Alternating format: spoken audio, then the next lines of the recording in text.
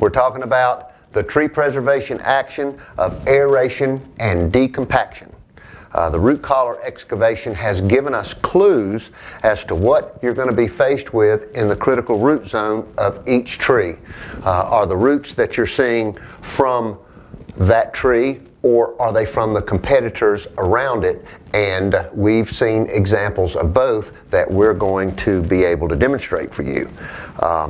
There are microclimates involved in every designed ecosystem that you are going to be invited into that make it extremely important that you treat each tree or groups of trees and bushes as individuals, because in today's residential environment you can have the Gobi Desert over here on one part of the yard and the Okefenokee Swamp over here on another part, and you must be able to address those conditions accordingly as individuals.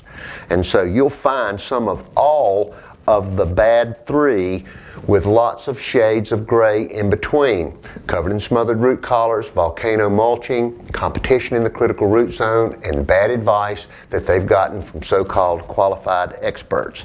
And so as you go through these designed ecosystems, the regular home environments that you're going to be dealing with, these soils are really not soils at all. They are geotechnical mixtures of mineralized rock and silt called clay. And around here we get them in all colors, red, yellow, and gray. I'm sure that you will find them in your environments as well. Sometimes different clays in the same property. So it depends on where you are. So be astute and be aware of what they are. And you're going to combine this geotechnical mix with an addition of organic matter, and that's where your aeration and decompaction comes in as such a important part of it.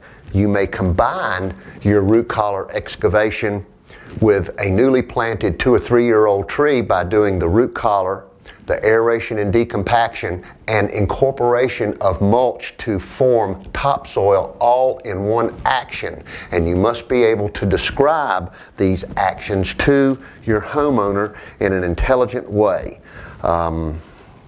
We'll do this mixing and incorporation at the same time when it is possible for you to save your homeowner money. And so the customer's design intent rules, aeration and decompaction, is all about air spaces. It's one of the big 4 elements: water, air, nutrients, and energy. It's the air down there, and it's one of the major elements that your homeowners and property owners are going to be exchanging for the benefits they expect to receive from their designed ecosystems. One of the major benefits that you can tout as a result of aeration and decompaction is going to be using irrigation and rainwater, on-site rainwater, efficiently. It's going to save money. It's a major line item of savings, and to support this, there has been a survey done by Total Landscape magazine, over 3,000 respondents.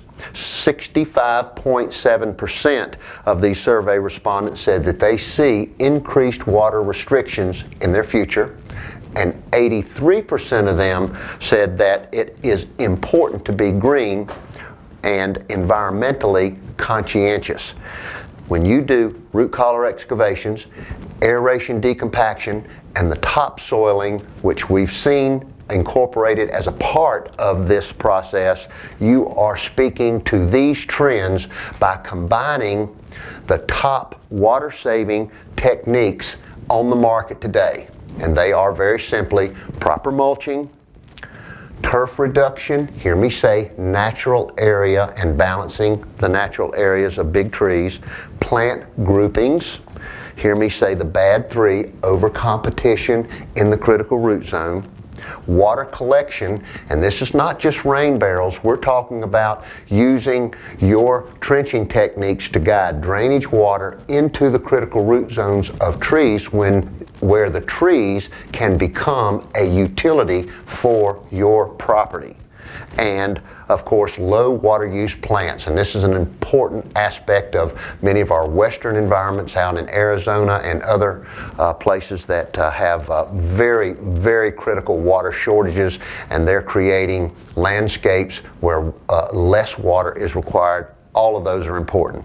The trenches that you install for your aeration and decompaction are identical to the technique that you're going to use to direct on-site erosion or drainage water into the critical root zones of aerated and decompacted trees.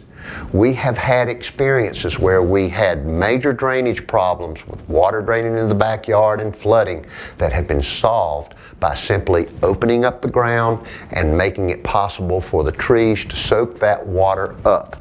And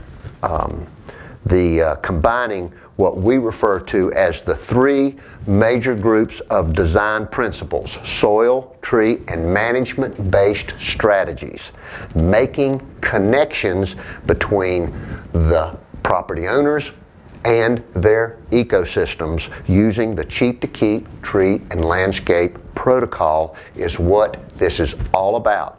We use the tree's critical root zone for stormwater management, and it turns them into utility. It connects the trees and the owners and other living systems together, and giving the grower, the owner, a direction to follow in their field observations, because your homeowners and your commercial property owners live with these designed ecosystems. They see them every day, and they must be given directions to follow in order to tell you what's going on, so that you don't have the burden of showing up there all the time.